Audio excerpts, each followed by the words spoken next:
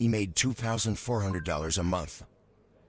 Last winter, he begged a coworker for $6 just to get home. 11 months later, he had $9,800 saved. This is exactly what changed, starting with the very first week. Alex was 24. For 2 years, he'd been making coffee in a small shop in Bushwick, Brooklyn.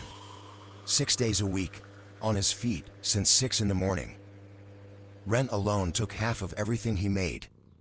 The rest disappeared before the next paycheck ever arrived. Rent, subway, groceries, gone.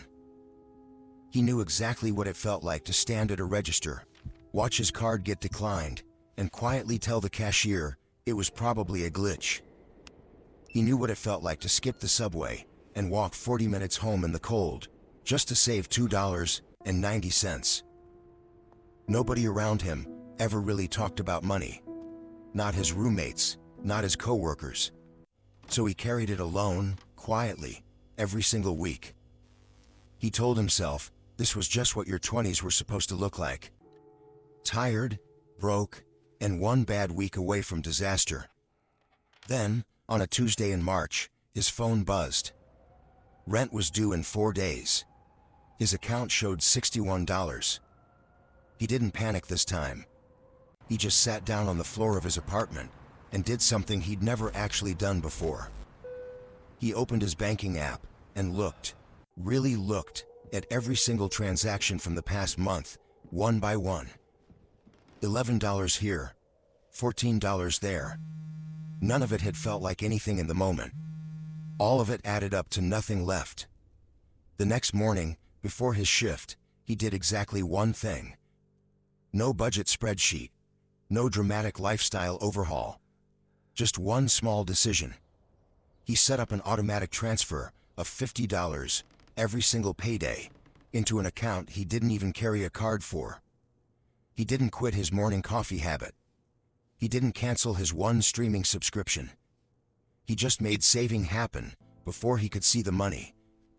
For the first 2 months, it just worked. The number on the screen kept quietly climbing, week after week after week. It started to feel like something real, something his own, sitting there, untouched, in the background of his life. He still checked his main account out of habit. But this second number, this quiet number, he almost never looked at. Then his car needed a repair he couldn't put off. A real one, not optional. And he pulled almost all of it back out. $340, gone in a single transfer.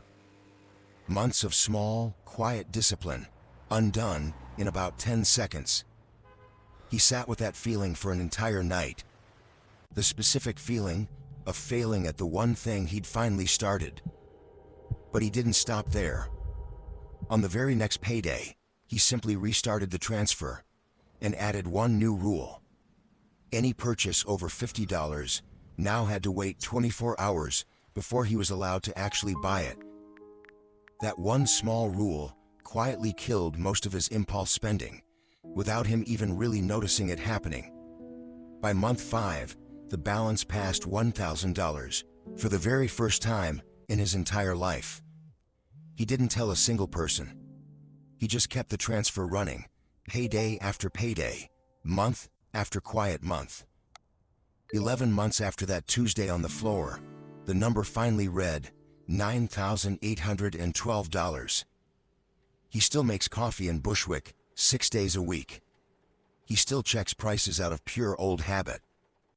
But for the very first time, when his phone buzzes with a rent reminder, his hands don't shake anymore. He walks home now, instead of taking the subway sometimes.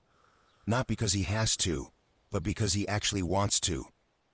The apartment feels a little different too. Nothing dramatic. Just a small plant on the desk that wasn't there before. He didn't start with a plan, or a spreadsheet, or extra income he didn't already have. He started with $50 a week, an amount small enough that he told himself he wouldn't even miss it. That's it. That's the entire beginning. One transfer, one rule, and 11 quiet months in between. If you're starting from exactly zero, right now, today, that still counts. That's still starting. Follow along for the next story, because his wasn't the only one that started with just $50.